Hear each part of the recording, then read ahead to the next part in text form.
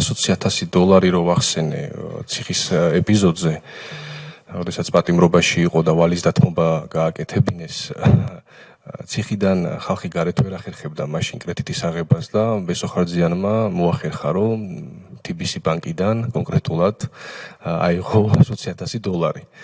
რა ვიცი, ხა შეიძლება ჩვენ ვერ მოვახერხოთ ახლა რომ მივიდეთ, კრედიტი არ გამოგვატანონ და იმდროინდელ გდანის ციხეში თუ იყავი ბესოხარძიანი ან მისნაირი პატიმარი, თავისუფლად ნებისმიერ თანხას თუ იცით, იქ მივიდა წარმომადგენელი საკრედიტო ოფიცერი. არ მახსოვს, ახლა ტყუილს ახლა არ ვიტყვი ნამდვილად, აი რაც მახსოვს მართლა იმას ვიძახი და თვითონ მამა ჩემიც ხუმრობდა, ახლა რომ გამოვიდა უკვე იქით რომ დააღწია იმას თავი, კარგი ჰუმორი ჰქონდა მამა ჩემს და ხუმრობდა ხოლმე ამ მათს. მოდი ჩაგეკითხებით, ეს მის სახელზე გაცემული სესხი იყო თუ ვის სახელზე გაცემული სესხი? ეს თეიმურას ჭიჭინაძეს ეს იყო მისი ყოფილი პარტნიორი, არ ვიცი, საიდან გამოჩნდა იმ პერიოდში და ისიმ ვის სახელზე გაცა სესხი? მამის სახელზე გაცა სესხი? ბესოხარძიანზე იყო ეს სესხი კი.